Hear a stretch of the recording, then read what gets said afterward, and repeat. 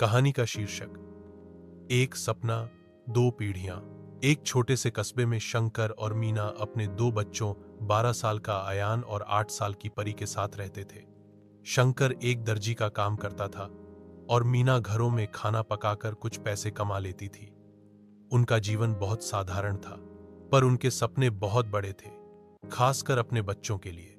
शंकर पढ़ लिख नहीं सका था क्योंकि उसके पिता भी गरीब थे, लेकिन उसने तय कर लिया था कि उसके बच्चे कभी शिक्षा से वंचित नहीं रहेंगे। वह रोज 12 घंटे सिलाई करता ताकि स्कूल की फीस, किताबें और परी के रंगीन पेंसिल तक का इंतजाम हो सके।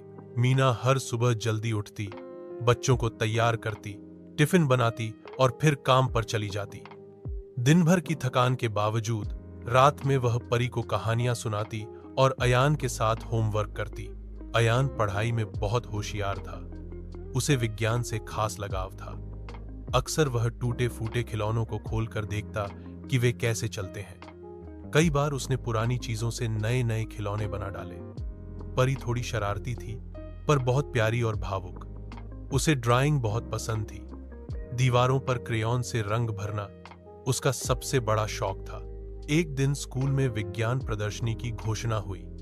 अयान ने सोचा कि वह सौर ऊर्जा पर एक मॉडल बनाएगा, लेकिन उसके पास जरूरी सामान के लिए पैसे नहीं थे। शंकर के पास भी उस महीने कुछ अतिरिक्त कमाई नहीं थी, पर उसने हार नहीं मानी। उसने रात दिन काम कर कुछ पैसे जोड़े और अयान के लिए सामान खरीदा। अयान ने मेहनत से मॉडल तैयार किया, एक छोटा सा घर जो सौर ऊर्जा से चलने वाले पंखे और बल्ब से रोशन होता था। प्रदर्शनी के दिन अयान का मॉडल सबका ध्यान खींच लाया। जजेस ने उसकी प्रतिभा को सराहा और उसे प्रथम पुरस्कार मिला। जब उसका नाम मंच पर पुकारा गया तो शंकर और मीना की आंखों में गर्व और खुशी के आंसू थे।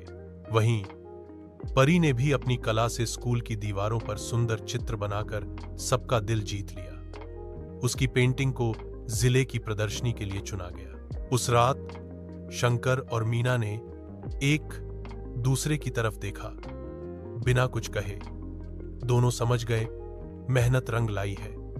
उनके सपने अब बच्चों के पंख बन चुके हैं। वे जानते थे कि राह लंबी है, मुश्किलें आएंगी, लेकिन अब उन्हें यकीन हो चला था अयान और परी एक दिन आसमान छू लेंगे। माँ बाप की ममता, मेहनत और बच्चों की लगन ने मिलकर एक साधारण परिवार को असाधारण बना दिया था। समाप्त।